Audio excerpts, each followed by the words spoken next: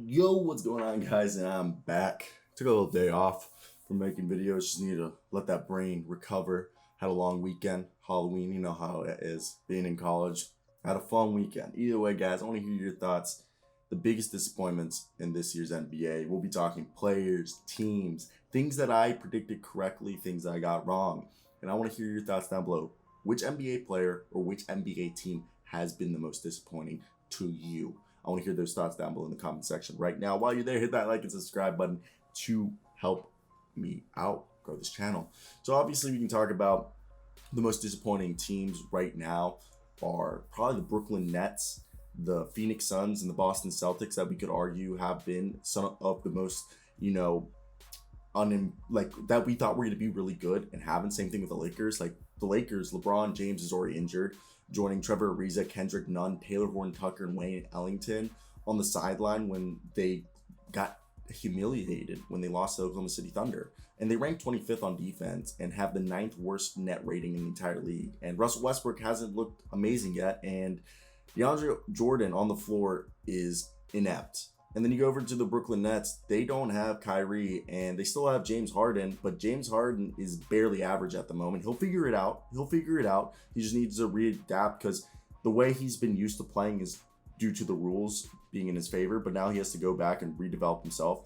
It'll take some time, but do you think this could be because he's a bit out of shape? I think it's just him just need a readjusting from playing a foul baiting game to being more like the shooting guard he was in Oklahoma City Thunder and at the beginning of his Houston Rockets time. The Suns, they're facing real expectations this year out the gate, and they suffered a blowout loss against, the Nuggets and the Blazers, and they also lost to the Kings. So that was rough for them. And the Celtics switched too much, and we'll talk about every team more. So let's just talk about that right now, okay? So the Phoenix Suns, they're off to a slow start, and I really have the Phoenix Suns being good, but they're serving up a league average offense while attempting to implement new stuff and shooting really bad from three. They're a sub 27% from above the break missiles, and Booker, Chris Paul, Jay Crowder, and Cameron Payne and Del Nadar will all shoot better. And I bet you Mikal Bridges will definitely get more comfortable with they are feeding Mikal Bridges the ball way more than he's used to, and I think that's part of his struggles. CP3, I don't think it's age. I don't think he's lost a step. I just think it's how teams are guarding them.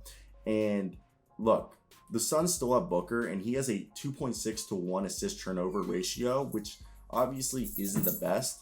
And the real question with Phoenix is their defense. It's what's the pressing concern, okay? This team was good last year because of their defense. Right now, they're at basically almost rock bottom rankings with their defense, and it's because of their defense, and their defense is terrible, and it's one of the reasons why they haven't been great.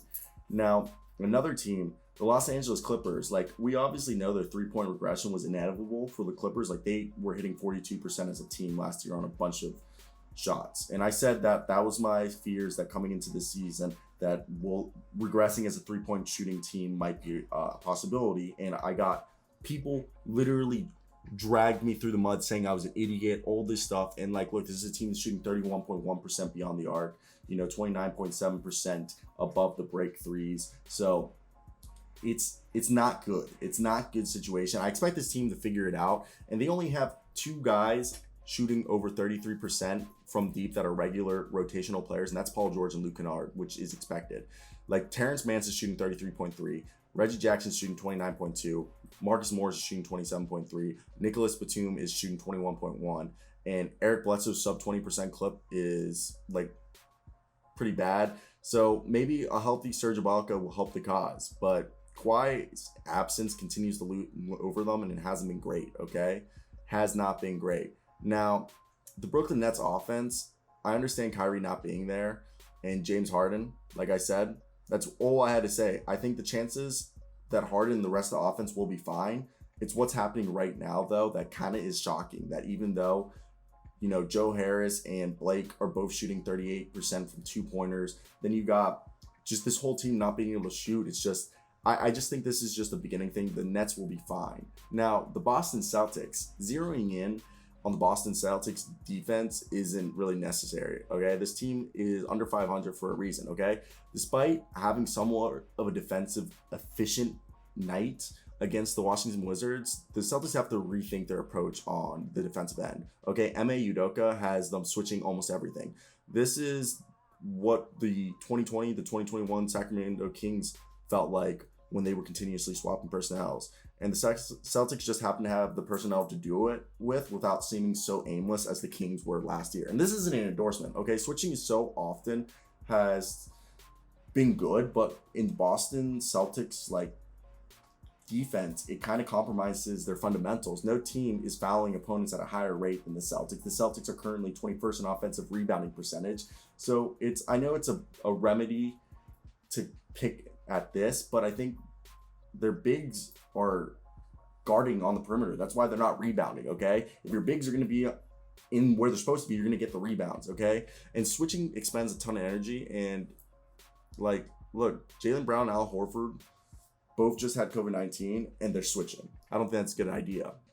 Now, obviously, the Euro fouls are still a thing. Like, they need to stop and address the intentional fouls that happen on the fast break. If they can eliminate that, good, because they're annoying. They just stop people's effort, and like it makes clear path fouls. It's just stupid. I hate it. Get rid of the fast break fouls. Now, Dallas doesn't have a second creator, and I've said this also. I don't believe in Kristaps Porzingis. My roommate is from Dallas. He's a huge Mavs fan, and Luka Doncic needs help. Okay, it's been a matter of time since we've been saying this, and it's so bad. They rank 28th in points scored per possession, and it's insane. And look, nobody's shooting well outside. Brown is shooting 11.1%. Bullock is shooting 33.3%. Doncic is shooting 25.7%. Dorian Finney-Smith is shooting 19.7%. Kristaps Porzingis is shooting 23.5%, all from three, okay? It's not good right now. And Porzingis is dealing with a back end injury. So right now they have the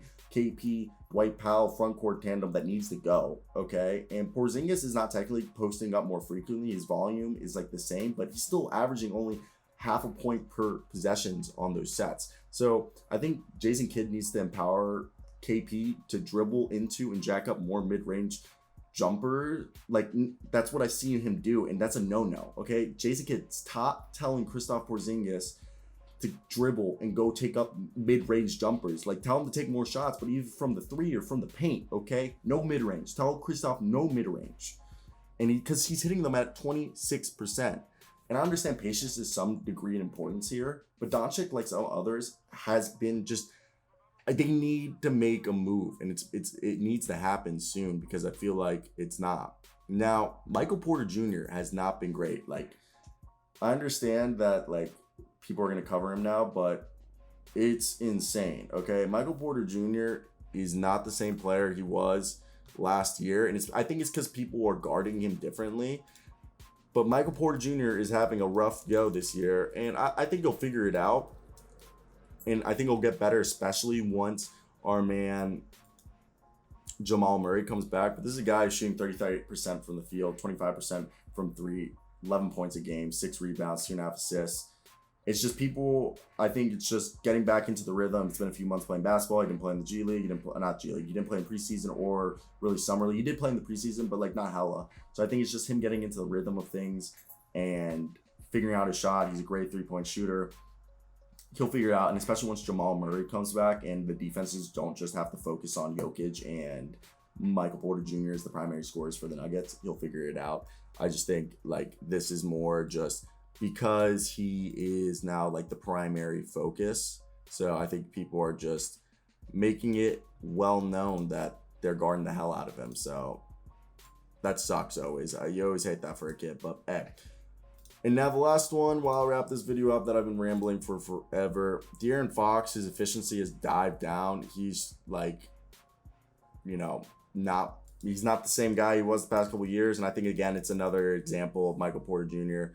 You're used to putting up these numbers and not being like, he was the primary focus, but like this guy's averaging 19 points a game, 37% from the field. And don't tell me it's the shooting numbers. I think it's more just teams are just focusing on De'Aaron Fox, okay? And Damian Lillard. Damn, Damian Lillard, I think it's another thing. The rule change, just he's used to playing for the rules and needs to change. That's it. I want to hear your thoughts. Disappointments, do you agree?